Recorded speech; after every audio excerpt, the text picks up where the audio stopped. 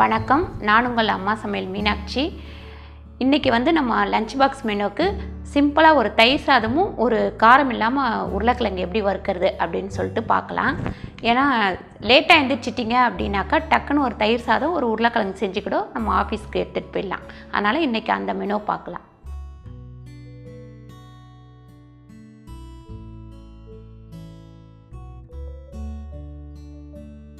தயிர் சாதத்துக்கு தேவையான பொருட்கள்: அரிசி ஒரு அழகு பச்சரிசி, கேரட் 1, இஞ்சி ஒரு சின்ன பீஸு, கருவேப்பிலை ஒரே ஒரு காம்பு, ஒரு பச்சை மிளகாய், 1/4 டீஸ்பூன் பெருங்காயப்பொடி, 1/2 டீஸ்பூன் கடுகு, 1/2 டீஸ்பூன் ஜீரகம், தேவையான அளவு உப்பு, தேவையான அளவு எண்ணெய், தயிர் 1 கப்பு, ஒரு 5-6 பல்லு முந்திரி, 1 கப்பு பால்.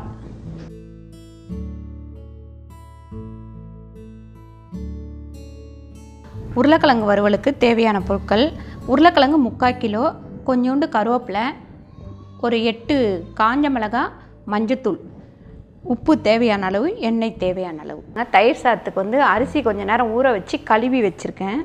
இப்போ இந்த சொம்பில் 2 சொம்பு, நார்மலாக நம்ம 1க்கு 2 ஊற்றுவோம். இதில் நம்ம கொஞ்சம் கூடவே ஊற்றிடலாம். ஏன்னா அப்போ தான் சாதம் கொஞ்சம் குழஞ்சி வரணும். இப்போ உப்பு பாருங்கள், கல் உப்பு போடுற இதுக்கு ஃபஸ்ட்லேயே நீங்கள் உப்பு போட்டுருங்க. தயிர் சாதம் வைக்கிறதுனா அப்போ தான் கொஞ்சம் டேஸ்ட்டாக இருக்கும். இப்போ நம்ம அடுப்பை பற்ற வச்சிடலாம்.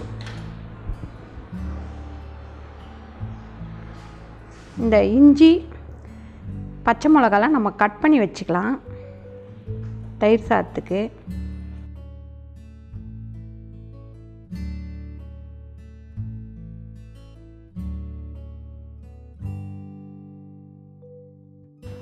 எந்த அளவுக்கு நைஸாக கட் பண்ண முடியுமோ அந்த அளவுக்கு நைஸாக கட் பண்ணிக்கோங்க.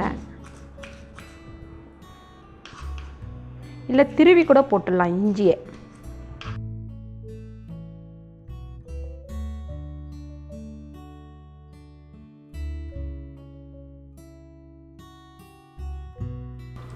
இந்த கேரட்டை திருவி தோல் சீவிட்டு பொடியாக நறுக்கி வச்சுக்கலாம்.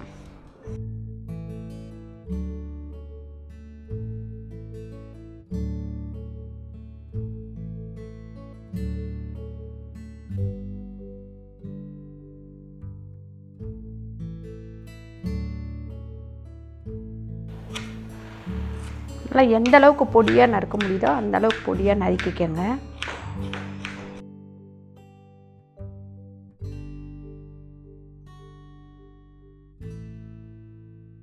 இப்போ நம்ம இந்த உருளைக்கிழங்கை இந்த அடுப்பில் போடலாம்.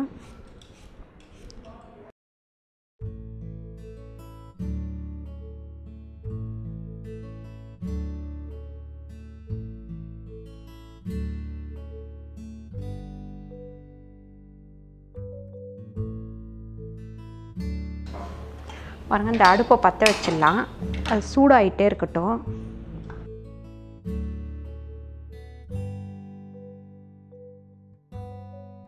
முதல்ல ஒரு தடவை நம்ம தோல் சீவிட்டு கழுவி எடுத்துக்கிறோம். அதுக்கப்புறம் பார்த்திங்கன்னா நம்ம இந்த பாத்திரத்தில் நல்லா தண்ணி போட்டுக்கலாம். தண்ணி போட்டு இதில் கட் பண்ணி போடலாம் உருளைக்கிழங்க.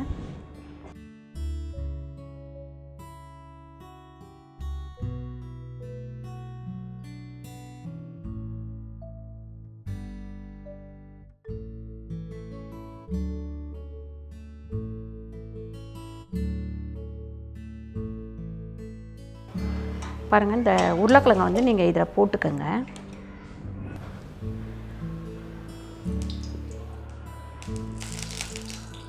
இப்போ உருளைக்கிழங்குக்கு 3 ஸ்பூன் எண்ணெய் போட்டிருக்கேன். இதில் நம்ம கடுகு எதுவுமே போட போகிறதில்ல.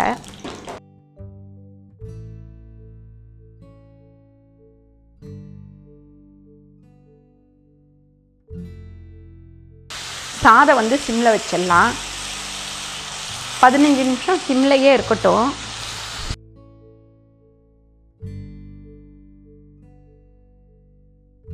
இதில் மஞ்சத்தூள் போட்டு, மஞ்சத்தூளும் உருளைக்கிழங்கு மட்டும் நல்லா வதங்கட்டும். அதுக்கப்புறம் நம்ம மற்றதெல்லாம் போட்டுக்கலாம். ஒரு 10 நிமிஷம் இது வதங்கட்டும்.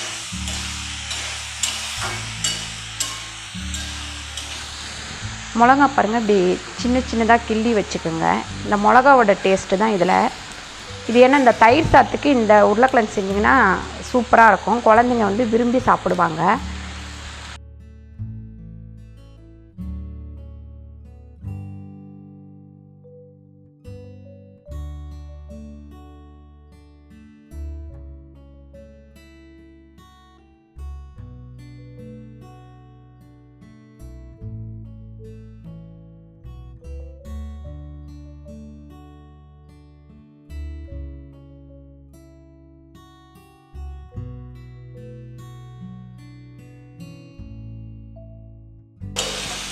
இது 10 நிமிஷம் வந்து நல்லா வதங்கட்டும்.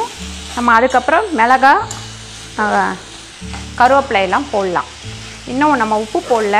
இது பாதி நல்லா வதங்கின உடனே உப்பு போட்டுக்கலாம். உருளைக்கிழங்கு வந்து பாதி வதங்கிடுச்சு. நான் ஐடியா தான் வச்சு வதக்கிட்டுருக்கேன். இப்போ நம்ம சால்ட்டு போட்டுடலாம்.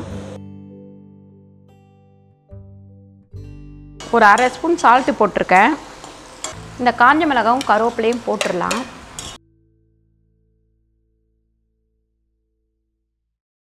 சாதம் வந்து வெந்துடுச்சு, ஆஃப் பண்ணிடலாம். இந்த மாதிரி உருளைக்கிழங்கு பண்ணும்போது நீங்கள் இந்த மாதிரி தோசை கரண்டி யூஸ் பண்ணிங்கன்னா உருளைக்கிழங்கு வந்து உடையவே உடையாது. அப்படியே முழுசாகவே இருக்கும். நம்ம எப்படி கட் பண்ணுறோமோ அப்படியே இருக்கும். சிலர் பண்ணாங்கன்னா கொலன்னு ஆகிடும். அந்த மாதிரி ஆகாமல் இருக்கிறதுக்கு தான் நம்ம கட் பண்ணி தண்ணியில் போட்டுட்டு அதுக்கப்புறம் எடுத்து நம்ம போடணும். ஏன்னா அதில் உள்ள அந்த மாவுலாம் போயிடுச்சுன்னா ஒன்றோட ஒன்று ஒட்டாது. அதே மாதிரி பாதி வதங்கினதுக்கப்புறம் நீங்கள் சால்ட்டு போட்டிங்கனாலும் ஒன்றோட ஒன்று ஒட்டாமல் இப்படி உதிராக நல்லாயிருக்கும். ஃப்ரை ஆகணும், சீக்கிரமாக ஃப்ரை ஆகிடும். அதாவது மேலெல்லாம் மொறுன்னு இருக்கும், உள்ளே பார்த்தா மெத்துன்னு இருக்கும். இப்போ பாருங்கள் சாதம் வெந்துருச்சு. இதை நம்ம இறக்கிட்டு தயிர் சாதத்துக்கு வந்து நம்ம தாளிச்சிக்கலாம். பாருங்கள் ஒரு 1/2 ஸ்பூன் மட்டும் எண்ணெய் போட்டு இந்த பெருங்காயத்தை வந்து இந்த பாத்திரத்திலே போட்டுக்கோங்க. எண்ணெயில் போட வேணாம், கலர் மாறிடும். சீரகம், கடுகு, இஞ்சி, முந்திரி இதெல்லாம் போட்டோம். இப்போ கடைசியில் பச்சை மிளகாவும் கருவேப்பிலையும் போட்டிருக்கோம்.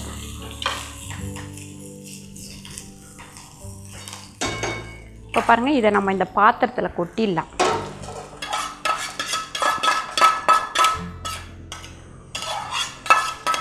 கொட்டிட்டு மறுபடியும் இதை வச்சுட்டு கொஞ்சமாக எண்ணெய் போட்டுக்கலாம். ஒரு 1/2 ஸ்பூன் எண்ணெய். இந்த கேரட்டை போட்டு தனியாக வதக்குங்க. லைட்டாக பாருங்கள், இந்த இத்தினூண்டு உப்பு கேரட்டில்.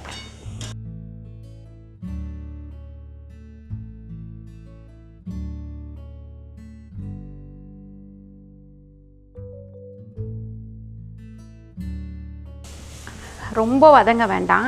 இப்போ நம்ம ஆஃப் பண்ணிடலாம். ஆஃப் பண்ணிவிட்டு இந்த தயிர் சாதத்தில் இந்த கேரட்டை கொட்டிடலாம். எல்லாம் தாளித்து இப்போ வச்சுருக்கோம்.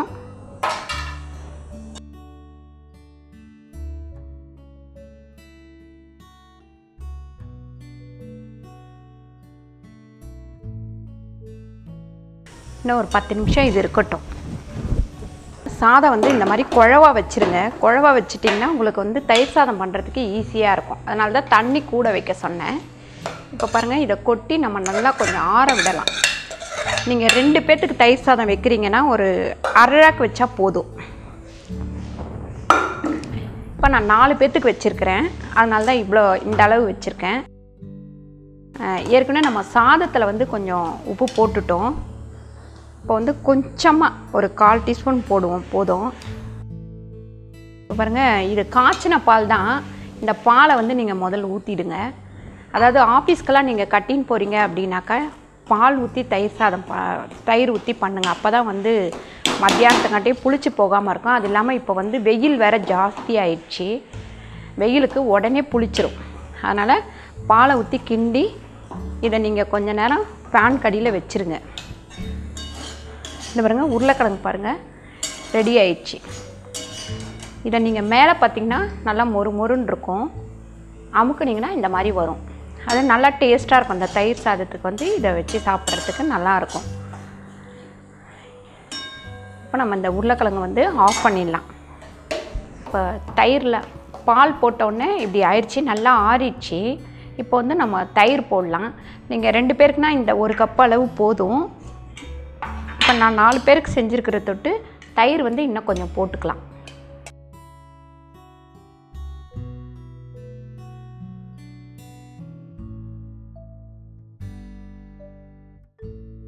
நீங்கள் நல்லா ஆற வச்சு கட்டினீங்கன்னா இப்போ எப்படி கட்டுறீங்களோ அதே மாதிரி இருக்கும், திக்காலாம் ஆகாது.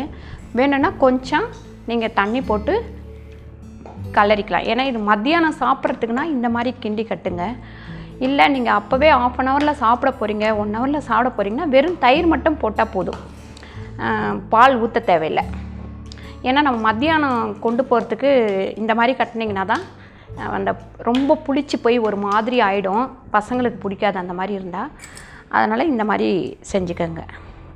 பாருங்கள், இதுக்கு அடுத்து நம்ம வந்து ஃப்ரூட்ஸ் எல்லாம் போட்டு தயிர் சாதம் எப்படி பண்ணுறது அப்படின்னு சொல்லிட்டு அடுத்து வர வீடியோவில் போட்டு காட்டுறேன். அப்புறம் நம்ம கல்யாண வீட்டுங்களில் செய்கிற தயிர் சாதமும் செஞ்சு காட்டுறேன். பாருங்கள், லஞ்ச் பாக்ஸ்க்கு வந்து ரெடி ஆயிடுச்சு. இந்த வீடியோ உங்களுக்கு பிடிச்சிருந்தா லைக் பண்ணுங்கள், ஷேர் பண்ணுங்கள், சப்ஸ்கிரைப் பண்ணுங்கள், ஃபேஸ்புக்கில் ஷேர் பண்ணுங்கள். நன்றி, வணக்கம்.